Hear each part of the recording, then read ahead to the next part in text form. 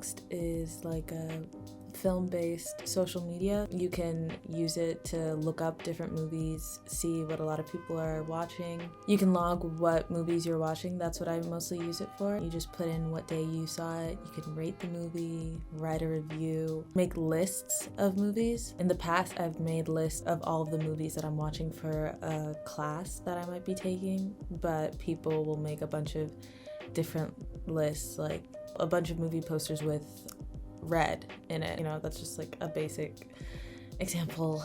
I'm sorry. I'm giving you a first-hand look into my Letterboxd diary. I'm gonna show you guys what I've been watching lately and try to demystify some of my more cryptic reviews. Here we are in photo booth. Gotta love this interface. Let's just go for it. Let's start with Face Off from 1997. Watch it as a comedy. Watch it as an existentialist. 3 stars. This movie...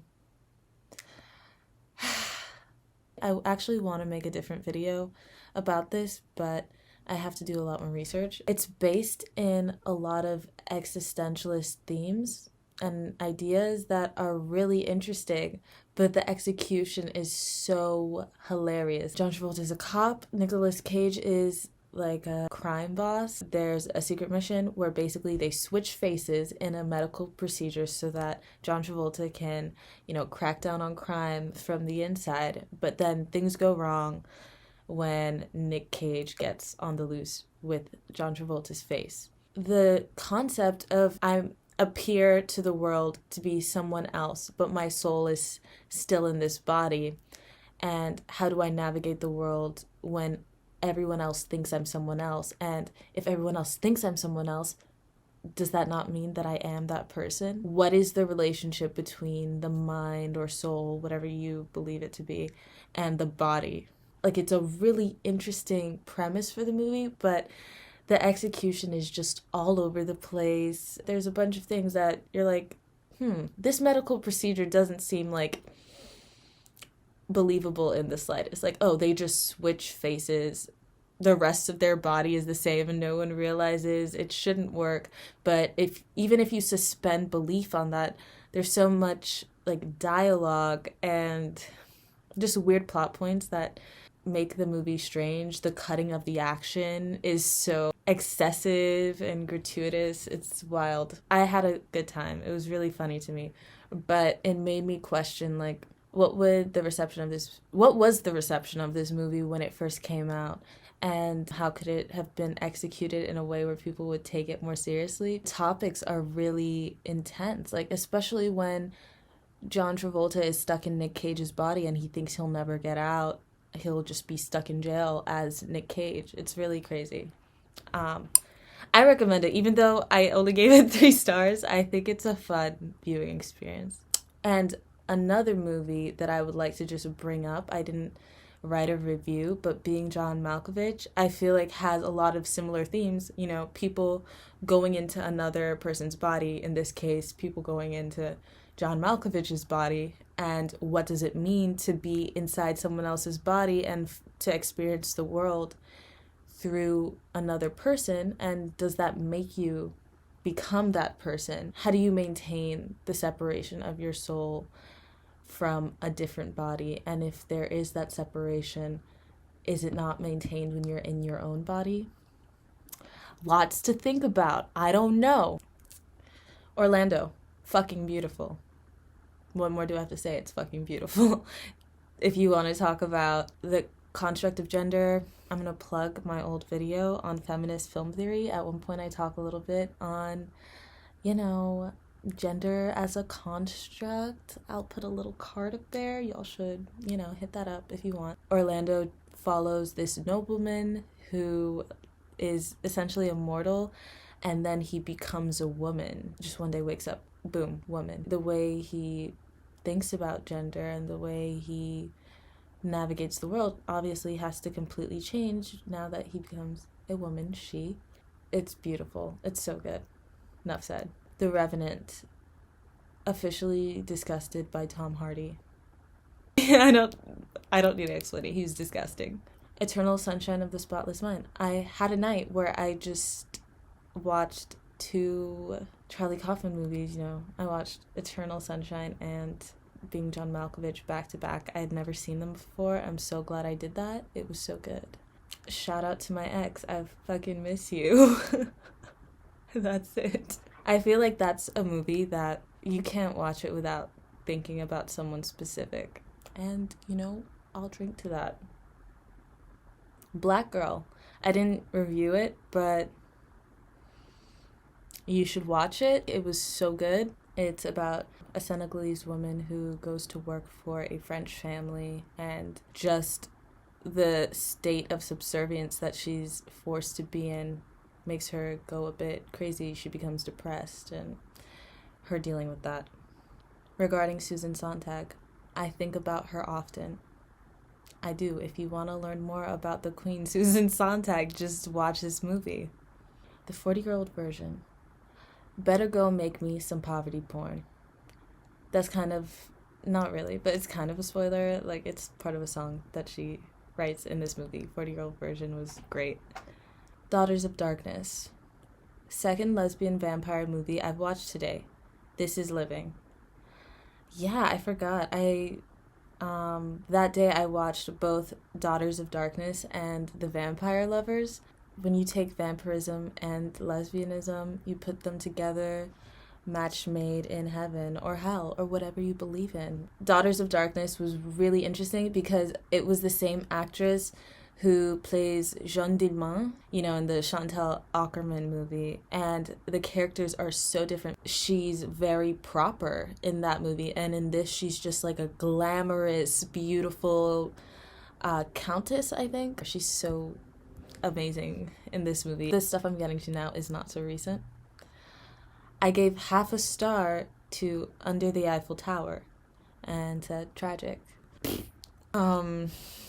It wasn't good. The storyline just was all over the place. It didn't make sense. Like, the relationships between characters didn't make sense. The main character, Matt Walsh, he was really creepy, but he still, like, got the girl. I don't know. It was weird. I wasn't into it. The King, 2019. Watch it for the murders. Yes, The King had the most satisfying murder scenes I ever seen. Just so satisfying. And the fighting felt real. Like, there were parts where you're like, you guys look ridiculous fighting right now. But that's what it's like in real life. This movie actually took me by surprise. I didn't expect to like it as much as I did. It was just so good. And I'm at the point where I'm, like, about to read the Shakespeare play that it's based off of. I'm Thinking of Ending Things, another Charlie Kaufman. Toni Collette and David Thewlis showed their whole coochies in this one. Yeah, they did a great job. I actually wasn't as crazy about this movie, and this was the first Charlie Kaufman movie I had ever seen. But I'm happy that it was, because it's not that I didn't like it, it's just it didn't grip me the way that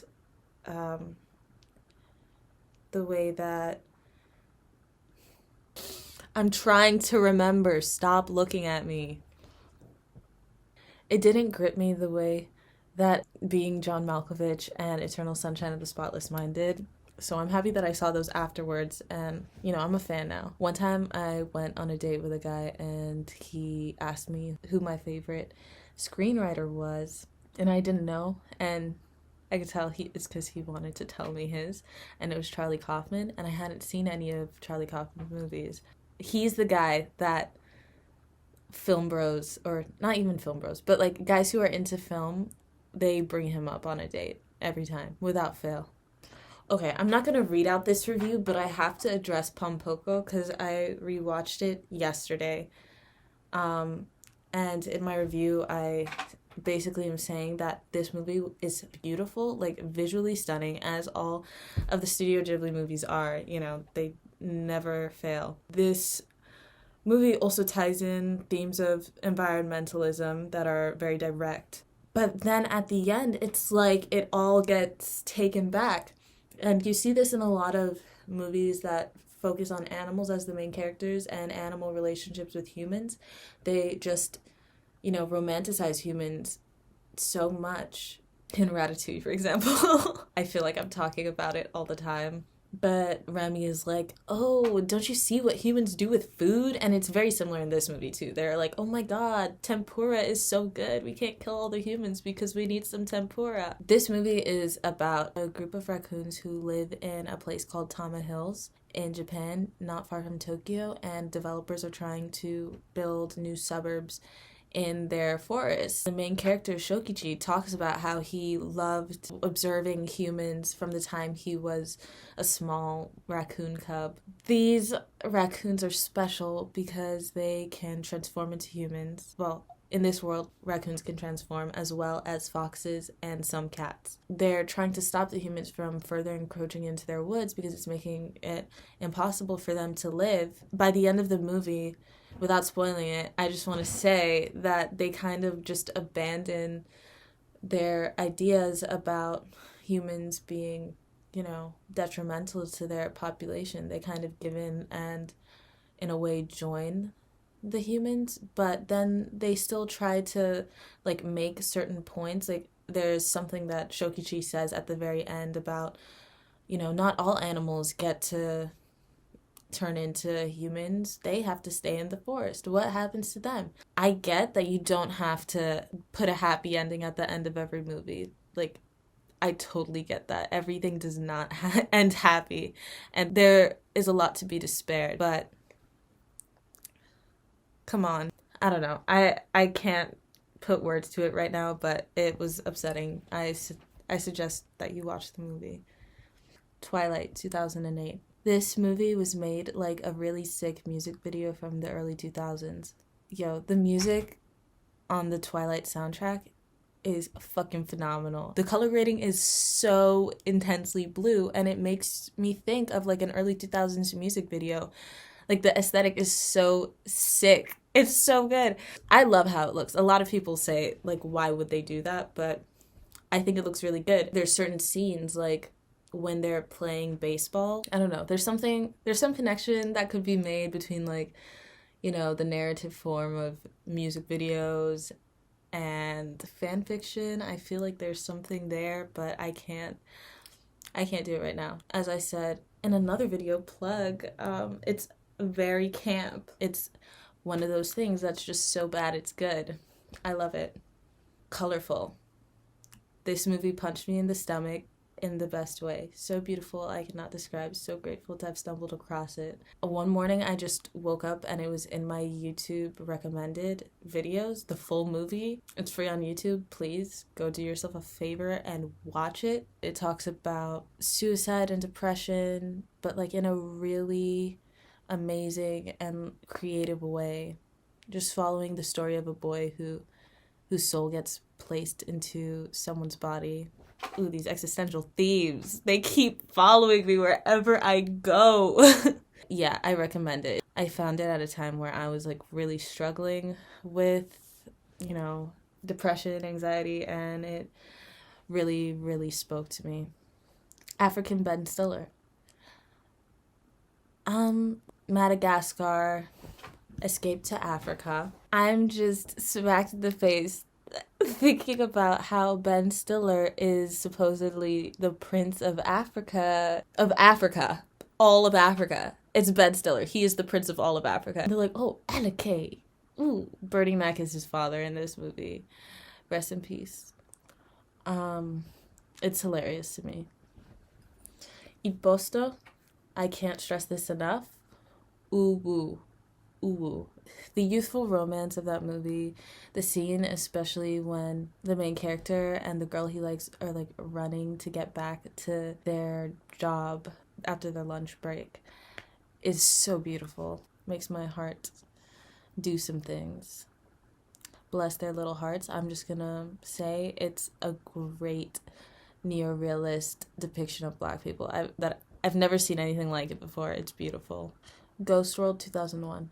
So I didn't like this movie. A lot of these coming of age movies are just a lot of the time they want to play it off as oh, she's not like other girls. She doesn't get along with other people who are basic and boring, and she doesn't want to anyway, so it's cool. But damn, why do you have to be a piece of shit to everyone. Same thing with other movies like, for example, Lady Bird. Like a lot of these white coming of age movies, it's like maybe if you treated people better, you would have less of a hard time.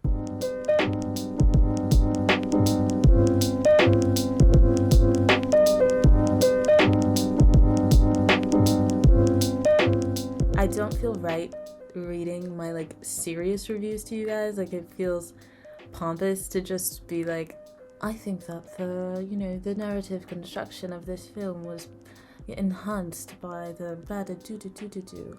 I'm not here trying to autofellatiate. I just want to share some fun things.